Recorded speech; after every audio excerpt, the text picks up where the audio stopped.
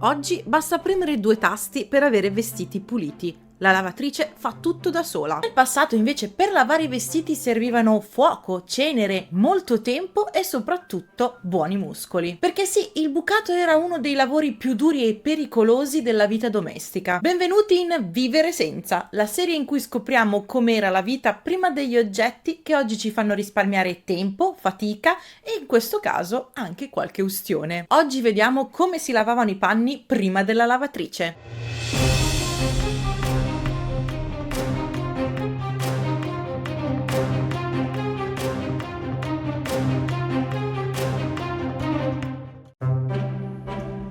Prima di tutto, il bucato non era frequente come oggi, si faceva quando non si poteva proprio più rimandare e, fidatevi, si rimandava tanto, perché fare il bucato era faticoso, lungo e complicato. La maggior parte delle famiglie aveva 2 o 3 cambi, quei vestiti si sporcavano molto più facilmente dei nostri, perché vivevano vicino a stalle, focolari, strade polverose e le persone si lavavano molto meno rispetto a oggi. Risultato, vestiti molto sporchi che richiedevano tanto lavoro e il bucato diventava un evento da programmare, un'operazione organizzata che richiedeva mezza giornata solo per preparare l'acqua. Fare il bucato era difficile principalmente per 3 motivi. L'acqua non arrivava in casa. Bisognava prenderla da pozzi, fontane o fiumi con secchi pesanti e viaggi continui. Secondo, l'acqua non era pulita. Fiumi e canali erano condivisi con animali, scarichi domestici e attività artigianali. Terzo, mancavano detergenti efficaci. Il sapone solido esisteva, ma costava. Per questo la maggior parte delle famiglie usava la liscivia, un detergente ricavato dalla cenere del camino. Con questi presupposti, lavare diventava un lavoro fisico a tutti gli effetti e spesso si faceva solo una volta al mese.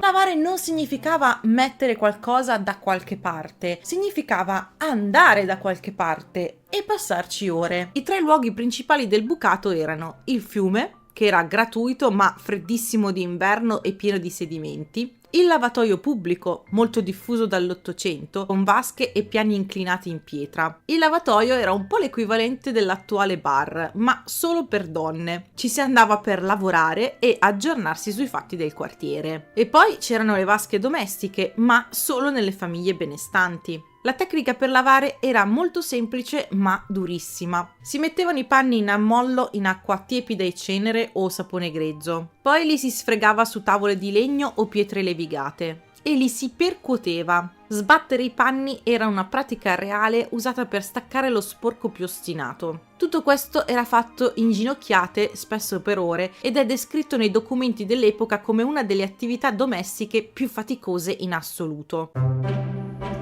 La liscivia era il detersivo delle persone comuni e non aveva nulla a che fare con quelli profumati che usiamo oggi. La liscivia era una soluzione alcalina ottenuta versando acqua calda attraverso la cenere del camino. Il processo era sorprendentemente tecnico per l'epoca. Si usava preferibilmente cenere di legna dura, quercia, faggio, perché è più ricca di carbonati. Si filtrava l'acqua lentamente, lasciandola scendere attraverso uno strato di cenere. Il risultato era un liquido ricco di carbonato di potassio, un composto leggermente caustico. Praticamente un detersivo fatto in casa, ma così aggressivo da rovinarti le mani se lo usavi spesso. Proprio per questo la liscivia sgrassava bene, ma irritava anche la pelle, scoloriva i tessuti e rovinava le fibre naturali. Venne usata in tutta Europa per secoli, fino all'Ottocento inoltrato. Il sapone industriale più efficace e meno aggressivo arrivò nelle case italiane in massa solo tra fine Ottocento e inizio Novecento. Prima era cenere per tutti. Se la liscivia era il detersivo, la bollitura era il programma intensivo. Era il metodo più efficace che avevano, ma anche quello più pericoloso. La bollitura del bucato era praticata in tutta Europa dal Medioevo fino al Novecento. Si usava un grande paiolo in rame o zinco, appeso sopra il fuoco o poggiato su 3 piedi. Le fasi erano queste: riempire il paiolo con acqua e liscivia, inserire i panni tenuti insieme da bastoni o reti per facilitare la rimozione, bollire lentamente da 1 a 3 ore, mescolando per evitare che i tessuti si attaccassero sul fondo. I pericoli erano ustioni da schizzi, vapori irritanti, rischio di incendi, esposizione prolungata al fumo. Era un lavoro che richiedeva esperienza e forza fisica, non a caso veniva spesso fatto all'aperto o in cucine molto ventilate. Era un metodo che disinfettava davvero i panni, cosa che nessun altro procedimento dell'epoca riusciva a fare. E dopo tutto questo lavoro mancava ancora la parte più lenta, asciugare i panni. Le case non avevano spazi dedicati al bucato, non esistevano bagni spaziosi, stanze di servizio o poggioli coperti. Per asciugare si usavano principalmente cortili, balconi improvvisati, fili tirati tra una casa e l'altra e soffitte ventilate. Asciugare i panni in casa presentava diversi problemi. L'umidità. Le case erano fredde d'inverno e umide d'estate, quindi i tessuti impiegavano giorni per asciugarsi. Bastava un inverno particolarmente umido per trasformare la casa in una mostra permanente di panni appesi. Muffa e cattivi odori erano perennemente presenti. La muffa era così comune che esistono manuali dell'Ottocento dedicati a come togliere l'odore di umido dai tessuti. E poi gli spazi erano stretti. Bastava una settimana di pioggia per riempire la cucina di panni appesi. L'asciugatura era una lotta continua contro il clima e gli spazi ridotti.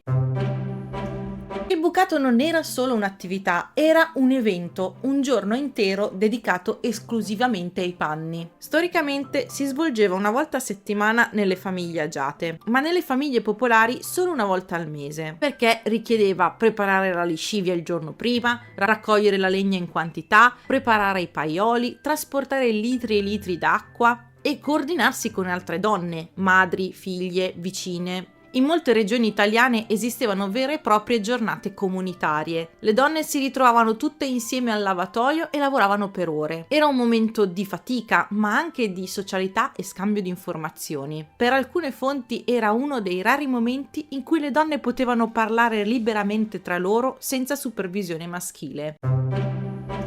E finalmente, dopo secoli di mani rovinate e schiene spezzate, arriva qualcosa che cambia tutto: la lavatrice. Le prime lavatrici compaiono nel XVIII secolo, ma erano semplici strumenti manuali. Contenitori di legno con pale rotanti mosse a mano oppure tamburi da girare tramite manovelle. Il primo brevetto ufficiale risale al 1691 in Inghilterra, ma è nell'Ottocento che nascono i primi modelli più simili ai nostri. Questi avevano però dei limiti, richiedevano comunque forza fisica, non riscaldavano l'acqua e non strizzavano i panni. I rulli strizzatori comparvero solo nel Novecento come accessori separati azionati a manovella. Insomma, queste lavatrici facevano quello che potevano, che non era molto. La vera rivoluzione arriva nel Novecento con la diffusione delle lavatrici elettriche. In Italia la grande diffusione avviene tra gli anni 50 e 70, quando l'economia crebbe e le case iniziarono ad avere spazi e impianti elettrici adeguati. Per le donne fu una trasformazione enorme. Un lavoro che prima richiedeva ore o un'intera giornata si ridusse a pochi minuti di preparazione. Non solo comodità, fu una vera riorganizzazione della vita domestica. E questo era Vivere senza lavatrice. La prossima volta parleremo di un'altra cosa che oggi diamo per scontata: l'acqua corrente. Com'era possibile vivere senza rubinetto? Beh, era molto più complicato di quanto pensiate. Mi raccomando, lasciate hype, mettete mi piace e iscrivetevi se volete vedere altri video come questo. Alla prossima, ciao!